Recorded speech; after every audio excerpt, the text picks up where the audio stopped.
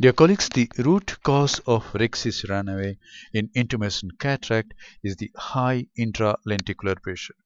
So, if we can reduce the raised intralenticular pressure somehow, the main challenge is overcome.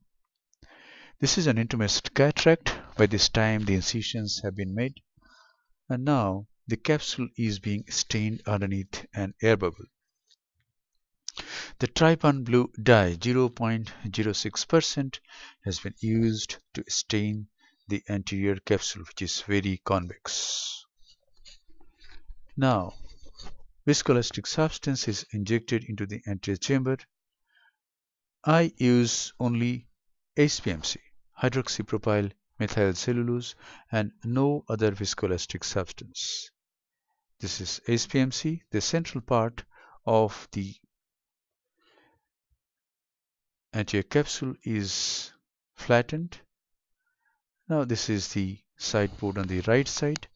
Now I use a 26 gauge bent needle, introduce it through this right side port and make a very small C flap at the anterior pole of this intumescent cataract, and we can see that oily fluid has come out. Now I do a very small Rhexis at the anterior pole, just surrounding the anterior pole of the cataract. And now I use a Simcoe cannula to aspirate some cortical lens matter to reduce the intralenticular pressure. You can use bimanual IA or any other device to reduce the intralenticular pressure. Once the intralenticular pressure is reduced by aspirating some cortical lens matter, the main challenge is overcome and it is no more an intumescent cataract. It's an ordinary cataract, and you can manage it as you manage other cases.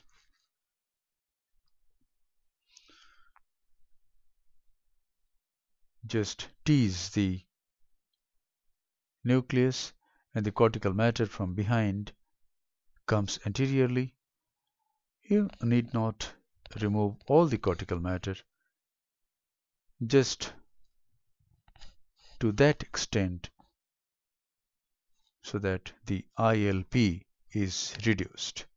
Now take a Vanna scissor, make a cut at the margin of this small Rhexis, and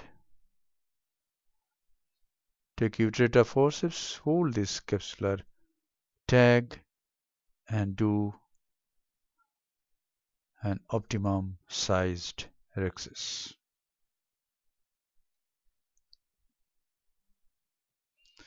That's it. Now this cataract is quite hard, maybe grade 4. So let us see how the nucleus can be managed. I'm in Phaco 2 mode. Vacuum is 450 mm of mercury. Flow rate is 45 and power being used is 75%. This is submarine chof. Go through the substance of the nucleus towards the equator and chop it.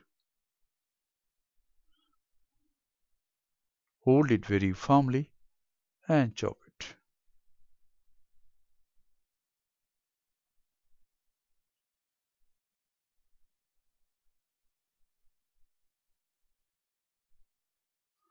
And now these are the last two fragments.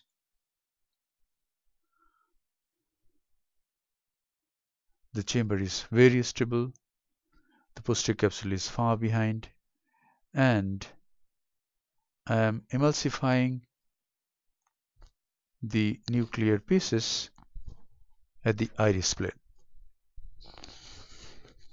just at the plane of the anterior capsule.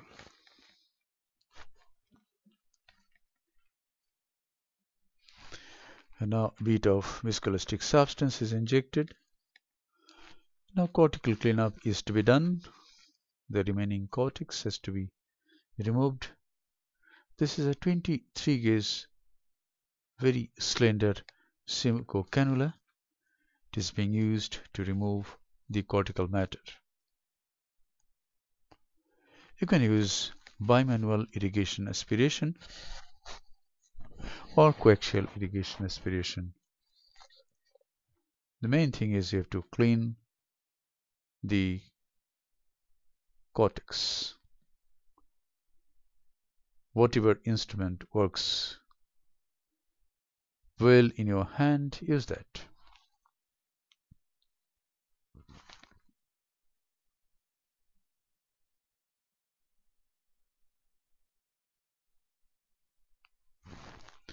That's it. The cortical cleanup is done well. And now, under irrigation, a hydrophobic acrylic intraocular lens is being used.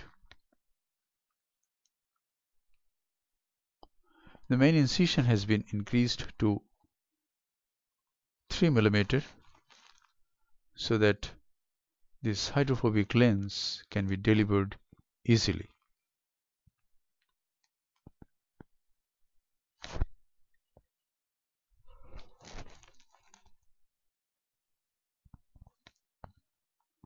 That's it. And now this is moxifloxacin. Now the side ports are hydrated so that these wounds become watertight, and then a final wash is given, antechamber is formed, and the case is concluded. So, dear friends, don't be afraid of intumescent cataracts. Do two-staged Rhexis. First a small one, aspirate some cortical lens matter, inject viscoelastic substance, and then make an adequate sized Rhexis. Thank you very much for your attention.